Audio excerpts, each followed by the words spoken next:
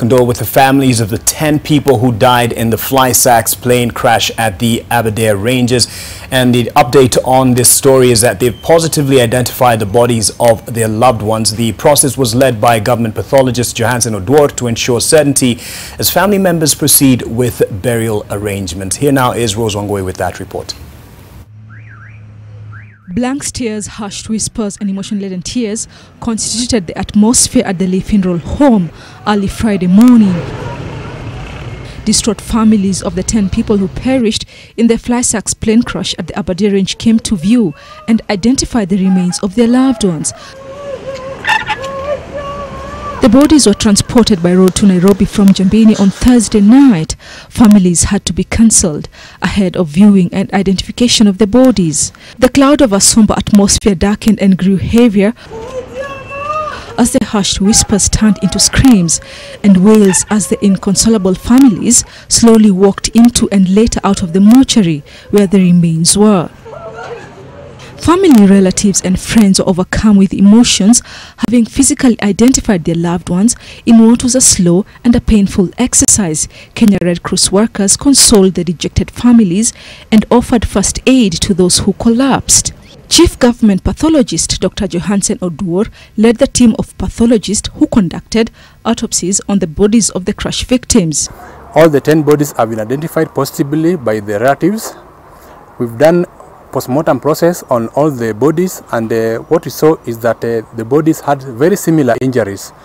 The injuries were on the head, the chest and the limbs, and from the pattern of injuries it's very clear that all of them were involved in a plane crash. We've taken samples for further analysis because of the process, and we've advised the relatives to be free to pick their loved ones for burial because we've cleared the process. Turkana County Deputy Commissioner Eric Wafula has been struggling to come to terms with his loss. He lost his firstborn son, Robinson Wafula, who was the husband to Cynthia Wafula and a father of a 5-year-old boy. With my family together, with my wife is here, the widow is here, and my sisters, we are really affected and shocked by this.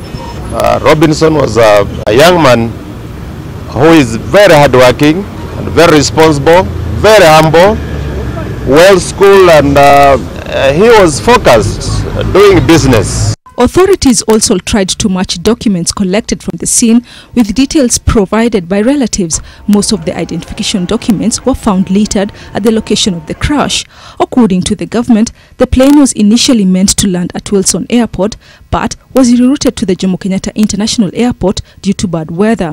At 5:20 p.m. Tuesday, it went off radar. The aircraft was eventually spotted on Thursday after 2 days of an agonizing search hampered by rainfall and low visibility. So currently we are also securing the scene to make sure that there is no tampering with the debris.